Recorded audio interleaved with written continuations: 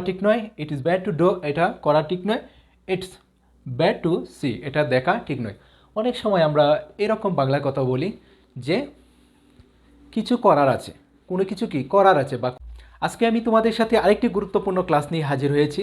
আজকে আমরা শিখব যখন আমরা এরকম বাংলা কথা বলি যে কোনো একটি কাজ করার কথা রয়েছে বা ছিল, অথবা কোনো কিছু করার দরকার নেই, অথবা কোনো কিছু করার দরকার, আবার বলি এটা করা ঠিক নয় বা কোনো একটি কাজ করা ঠিক নয়। সেই ক্ষেত্রে এই ধরনের বাংলা কথা যখন আমরা বলবো কীভাবে ইজিলি ইংলিশটা বলতে পারবো, তার জন্য অবশ্যই তোমাকে পুরো ক্লাসটি দেখতে হবে। ওকে, যখন আমরা বলবো যে কোনো একটি কাজ করার কথা আছে বা কথা ছিল, যে কোনো একটি কাজ আমার যাওয়ার কথা ছিল অথবা কি আমার যাওয়ার কথা আছে, সেই ক্ষেত্রে আমরা সেন্টেন্সের শুরুতে দিব সাবজেক্ট, তারপরে দিব কি আমরা বি ভার্ব, তারপরে দিব সবার সাথে সাপোজড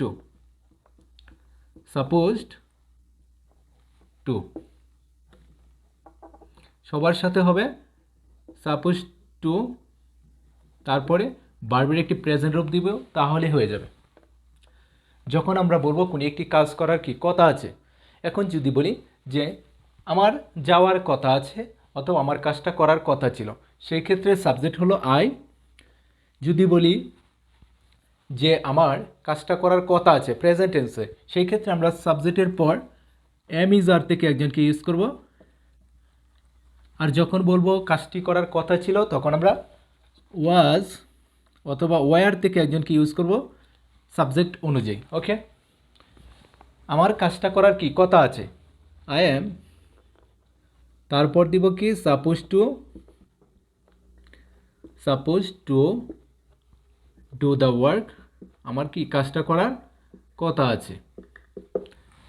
যদি বলি যে আমার সেখানে যাওয়ার কি কথা ছিল, সেক্ষেত্রে বলবো আই ওয়াজ, আমার সেখানে যাওয়ার কি কথা ছিল অতীতে, সেক্ষেত্রে আমরা ওয়াজ ওয়ার থেকে একজনকে ইউজ করবো I was suppose to go there, আমার কি সেখানে যাওয়ার কথা ছিল। এভাবে আমরা ইজিলি সেন্টেন্সগুলি তৈরি করব। আমার তাকে সাহায্য করার কথা আছে অথবা আমার তাকে সাহায্য করার কথা ছিল, সেক্ষেত্রে বলবো I was suppose to help him, আমার তাকে কি সাহায্য করার কথা ছিল।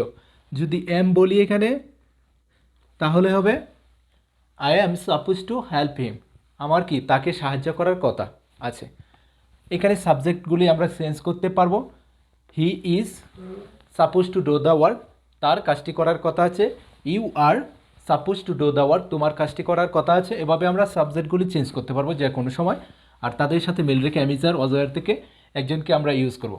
আর যখন বলি এই ধরনের কোনো একটি বাংলা কথা বলি যে এটা বলা ঠিক নয় বা এই কাজটা করা কি ঠিক নয় বা উচিত নয়, সেই ক্ষেত্রে আমরা বলবো খুবই সিম্পল, এই সেন্টেন্সটি শুধু আমরা দেব ইট ইজ ব্যাড টু, তারপরে একটি ভার্বের প্রেজেন্ট রূপ আমরা দিব, তাহলে হয়ে যাবে ইট ইজ ব্যাড টু। তারপর এখানে শুধু যে কাজটা বলবো করা ঠিক নয় বা ভালো নয়, সেটা শুধু এখানে আমরা বলবো।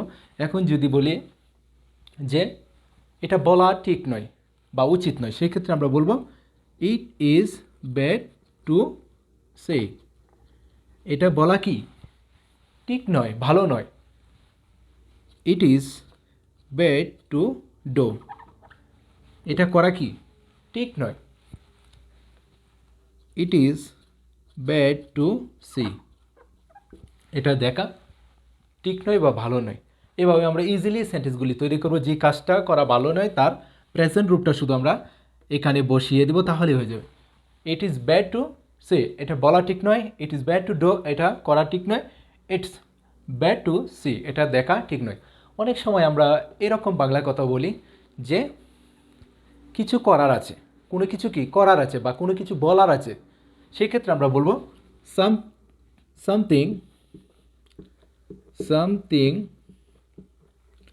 টু, তারপরে এখানে ভার্বের একটি প্রেজেন্ট রূপ দিব, তাহলে হয়ে যাবে। যদি বলি কোনো কিছু করার আছে সামথিং টু ডু, যদি বলি কোনো কিছু দেখার আছে সামথিং টু সি, আগের মতোই something to do, something to see, কোনো কিছু দেখার আছে, কোনো কিছু বলার আছে, সামথিং টু সে, কোনো কিছু কি বলার আছে। এইভাবে আমরা ইজিলি সেন্টেন্সগুলি তৈরি করতে পারবো। শুধু এখানে যে কাজটা করার আছে বা কোনো কিছু করার আছে তার প্রেজেন্ট রূপটা শুধু আমরা এখানে বলবো। আর যখন বলবো কোনো কিছু করার নেই, বলার নেই, দেখার নেই, সেক্ষেত্রে আমরা নাথিং টু ইউজ করবো। সামথিংয়ের জায়গায় আমরা বলবো নাথিং টু, খুবই সিম্পল। তারপরে একটি ভার্বের প্রেজেন্ট রূপ দিব আমরা, তাহলে হয়ে যাবে nothing to.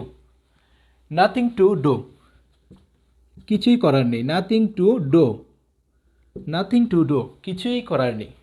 Nothing to play, কিছুই খেলার নেই।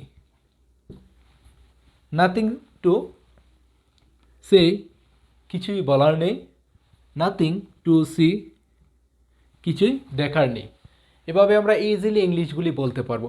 এই 4টি নিয়ম যদি আমরা ফলো করি তাহলে আশা করি আজকের পর থেকে আমরা শত শত বাংলা কথা ইজিলি ইংলিশে বলতে পারবো। যদি ক্লাসটি ভালো লাগে অবশ্যই শেয়ার করে দিই। ওকে, বেস্ট অফ লাক।